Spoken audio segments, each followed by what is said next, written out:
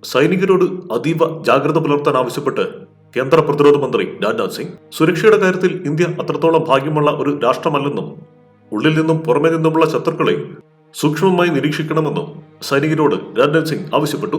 എന്തും നേരിടാൻ തയ്യാറായിരിക്കണമെന്നും അദ്ദേഹം സൈന്യത്തോട് ആഹ്വാനം ചെയ്തു. മധ്യപ്രദേശിലെ ഇൻഡോർ ജില്ലയിലെ 2 നൂറ്റാണ്ടോളം പഴക്കമുള്ള മോവ് കന്റോൺമെന്റിൽ സൈനിക ഉദ്യോഗസ്ഥരെ അഭിസംബോധന ചെയ്തുകൊണ്ട് സംസാരിക്കുകയായിരുന്നു പ്രതിരോധ മന്ത്രി. ആഭ്യന്തര രംഗത്തും നമ്മൾ കനത്ത വെല്ലുവിളികൾ നേരിടുന്നു. ഈ പശ്ചാത്തലത്തിൽ നമുക്ക് നിശബ്ദരായി ആശങ്കയില്ലാതെ ഇരിക്കാൻ കഴിയില്ല. നമ്മുടെ ശത്രുക്കൾ ആന്തരികമോ ബാഹ്യമോ ആകട്ടെ എപ്പോഴും സജീവമായി നിലകൊള്ളുന്നു. ഈ സാഹചര്യത്തിൽ നാം അവരുടെ പ്രവർത്തനങ്ങൾ സൂക്ഷ്മമായി നിരീക്ഷിക്കുകയും അവർക്കെതിരെ ഉചിതമായ സമയോചിതമായ നടപടികൾ കൈക്കൊള്ളുകയും വേണം, രാജ്നാഥ് സിംഗ് സൈന്യത്തോട് ആവശ്യപ്പെട്ടു.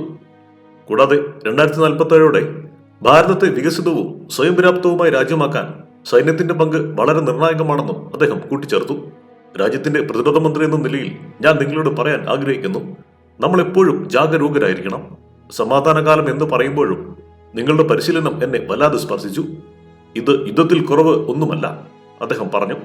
അതേസമയം ഇന്ത്യ തകർക്കാനുള്ള വമ്പൻ ശക്തികളുടെ ഗൂഢപദ്ധതികളുടെ ഫലങ്ങൾ അയൽ രാജ്യങ്ങളിൽ കണ്ടു തുടങ്ങിയിട്ടുണ്ട്.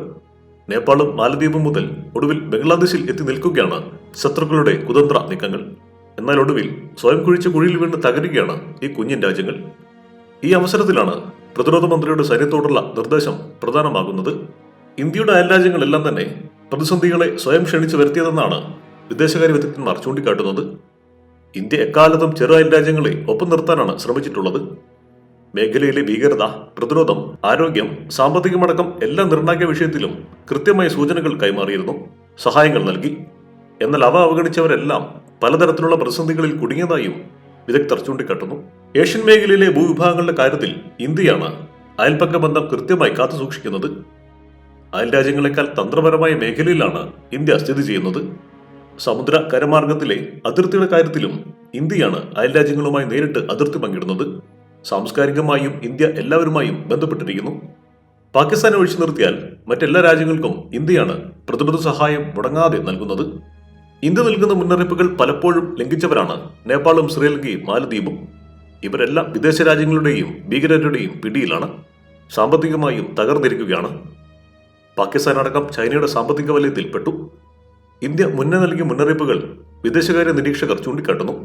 ബംഗ്ലാദേശ്, ഭൂട്ടാൻ, ശ്രീലങ്ക, നേപ്പാൾ, മാലദ്വീപ് എന്നീ എല്ലാ രാജ്യങ്ങളുമായുമുള്ള ഇന്ത്യയുടെ ബന്ധം നിർണായക ഘട്ടത്തിലൂടെയാണ് കടന്നുപോകുന്നത്.